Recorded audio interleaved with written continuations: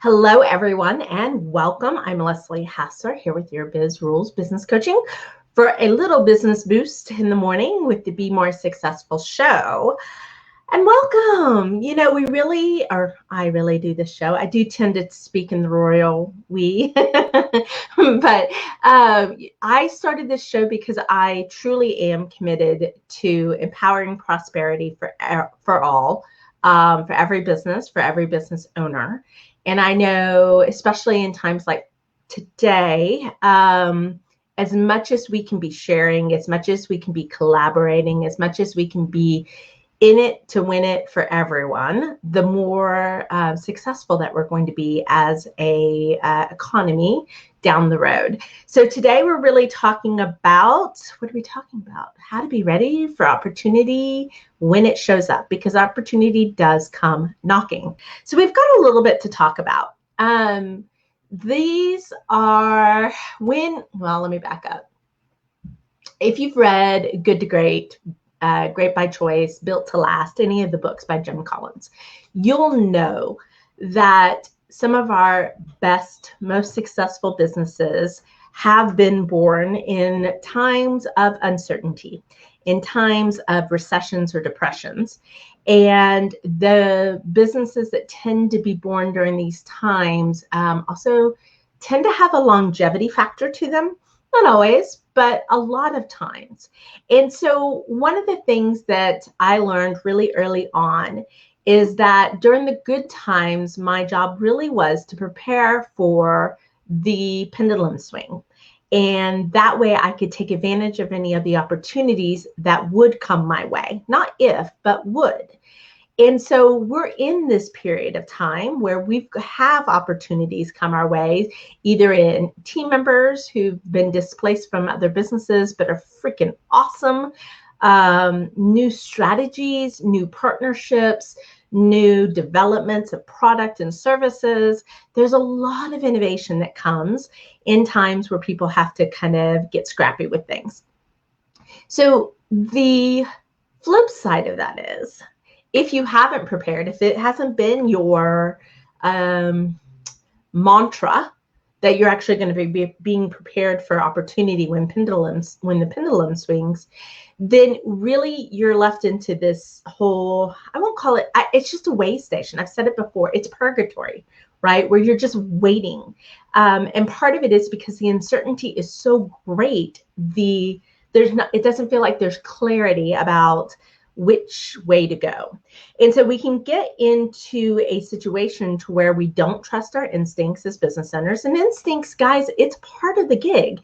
It's part of that internal little thermometer or reading sensor that's like, ooh, this is good, right? And so if we lose that trust with our instinct, then we start to second guess ourselves. The other thing is we can suffer from the analysis paralysis, if you will. It's really easy to do that even in good times when you're developing a new product and you want it to be perfect and you feel like it's a representation of yourself. So it's got to be absolutely perfect. And really all you just need to do is get good enough and let the market help develop the rest. Well, the same thing can happen when it's uncertain, when there's uncertainty, because you're analyzing which way it's going to happen. And you want some level of assurity, some safety net, if you will. And that's not existing right now. It's not existing right now. But the last thing that you should be doing is just waiting, or getting stuck into that. You don't trust your instincts. You don't trust these things. So if we're going to be more successful in our businesses and be prepared for opportunity when it shows up, we really have to adapt a strategic, adaptive, flexible mode of moving forward. Now I'm going to give you three different things, and I've got a couple subpoints, so we'll kind of talk about those. But I think what you really need to see is that there is the value to taking the time to do this today when you may have more time, but there's also more value to doing it when you feel like you don't have time, right? The I don't have time to is a kiss of death sentence for business owners. You need to make the time. You're the leader. You're the one that gets to set the rules. You can do this. Okay. So we're going to talk about three different components of how do you be prepared? How do you get into that strategic mode? And I love strategy. It's what I really am great at, but also great in trying to make it very relatable. I would say one of the biggest difference between myself and other coaches is I am a business geek. I really am. I love strategy. I love the theory. I love all that part. But that means nothing if we can't make it practical and actually implementable. So I really cover, I like to joke, I can see the forest and the trees when it comes to business. And that's how it makes it really easy for me to take these abstract ideas and almost see the exact path and every step that needs to happen for my clients. So that's what I'm going to do with you today when it comes to this. So first thing we need to do, and I will tell you, this was inspired by an article from HBR. And so it talks about strategy in uncertain times, but man, the article is 23 years old. And I was like, wow, how awesome is that it's really kind of timeless in its approach. So again, guys, if you're seeing us live, say howdy. If you're seeing us replay, say replay, and share this with your friends. Really appreciate that. So understanding the uncertainty. Here's my notes, guys. This is what I put together for you guys to keep myself on track. It really this article talks about 4 levels, being level 1 is clear enough. You've been here before, you've seen it, maybe it's not exactly the same, but it's clear enough. Like you can take a step forward and know with some probability. That's where we've been for the last 12 years, okay?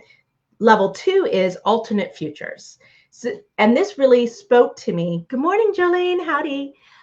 This really spoke to me because this is where I've been with my clients in a lot of respects of saying, look, we've got to plan for these alternate futures, being everything gets better, everything gets worse, and we stay as the same, because that's been pretty clear as far as what we've been able to see. Level 3 is a range of futures. So where level 2 is like, I can see 3 different ways this can shake out. Level 3 is a range of futures, which is a lot of uncertainty. And a lot of times that's where maybe it's a new-ish market, a new-ish way, a new-ish product, a deviation. Maybe you're adapting new technology, you're shifting your client base and your target audience, and anything goes. And I like to think, a lot of times I like to think that that's where my brain operates. Like I hear what people want to achieve, and I can see all the ways that it could happen. And I help people kind of filter through all those possibilities into the most probable possibilities. And then we have to test and measure. But level 3 is really hard for a lot of people to operate in on a consistent basis. Okay. Level 4 is true ambiguity. You have no stinking clue. You are making it up as you go. You are, not the Lone Ranger in the wild, wild west, but you live there, right? And you're having to figure it out as you go along.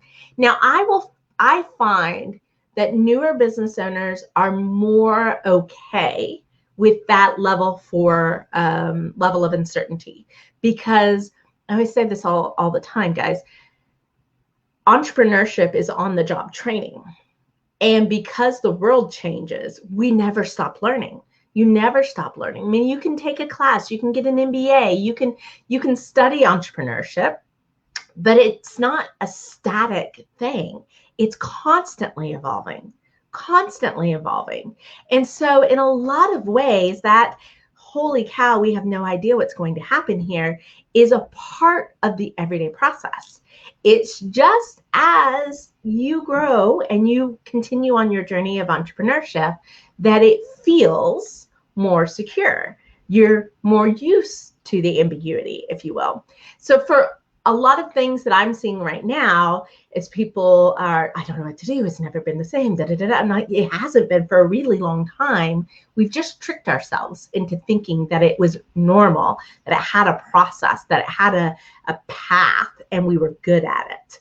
Really, what we need to be good at is handling and accepting the possibilities of future for us and adopting a different mindset. So it's not so much about you being right all the time. It's so much more about you understanding how to filter and process and implement all the things that are coming at you. So that's step number one. Identify the level of uncertainty you're at. I'd love to hear what you think you're at right now. Step number two. I can't get my fingers to match my mouth this morning, but that's okay. Hey, if you're saying hi, oh, evolving into a new normal. Thanks, Lynette. I love that. And thanks for saying hi, guys. I love that too. So second category that we're going to talk about, second thing to do is determining your strategic position. And I love this idea. So there's those that are shaping, that are innovating, that are coming up with completely different business models. You know, last weekend we had in our neighborhood the Bubble Bus Company, and you probably saw my posts because I was inspired by them. A couple who had reconverted or converted and remodeled, refurbished a VW Bug to be able to be at events, you know, and have tap, and they had champagne and they had beer. Then they had popsicles and, you know, just some yummy stuff there. But they did this all pre-COVID, and they were ready to go to market. And then March happened. And so they're really looking at, dude, we've invested, you know, how can we do this? Because people can't have events. And what they wound up doing is brilliant, right? It's that shaping and that innovation. And so what they wound up doing is actually pitting neighborhoods in a social media voting contest. And whoever, I guess, has the most votes or the most comments or the most interaction on social media wins the Bubble Bus that weekend. This is brilliant. This is like marketing you can't pay for. It's an influence marketing strategy. It's so brilliant. So they come and they're bringing 3 to 4 other businesses, small businesses to the table. So they had a company that did t-shirts. So they were selling t-shirts. That's a small business. They had the company that did the popsicles. That's a small business. The craft brew company, the winemaker that provided the Prosecco. And then we totally bought the handmade dog collars. Beautiful. They look like friendship bracelets from when I was younger, but leather. And anyway, so we bought our dog one. So you can see how there's already collaboration coming together in this instance. There's innovation, and the way they get paid is through donation. And now they do sell the t-shirts or the collars, but everything else is donation. So they use the donations to pay for the supplies and to prepay, if you will, next week's work. Now, I think this is brilliant. That's innovation. That's going, crap, we just got handed a whole bunch of lemons. How can we make this work? Okay, so that's strategic position number one.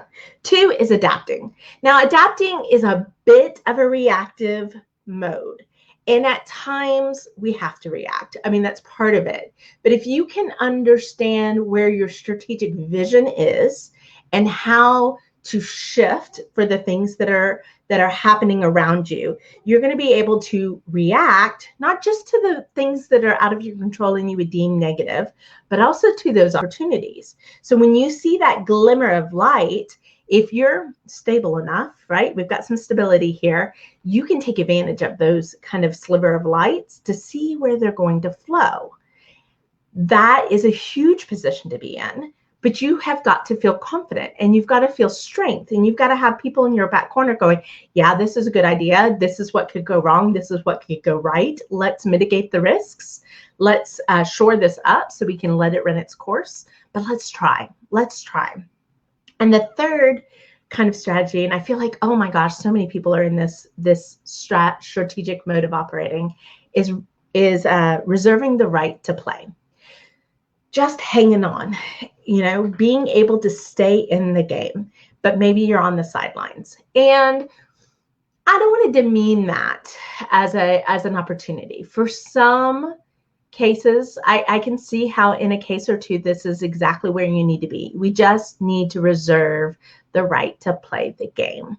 And so you're hanging out-ish. You shouldn't be hanging out. You really should be working on some other things in there. But being strategic in this could mean that you last while your competition falls away. And I'm not in for any business going out of business. I really am not.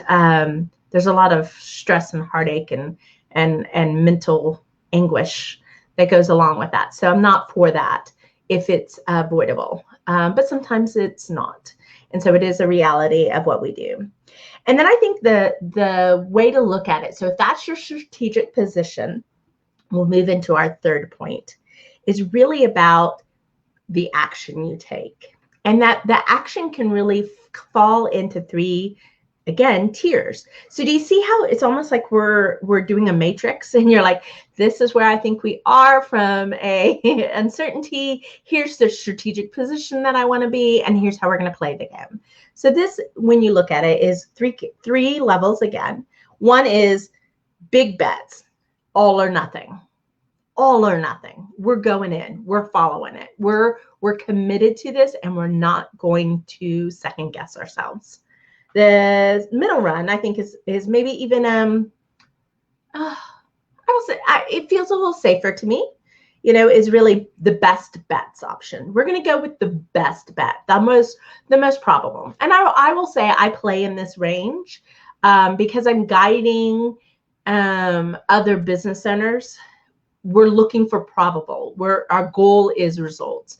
And so I probably operate a lot in that best bets option, unless I have a business that is stable enough that you can afford the risk, right? You can afford to go big bets.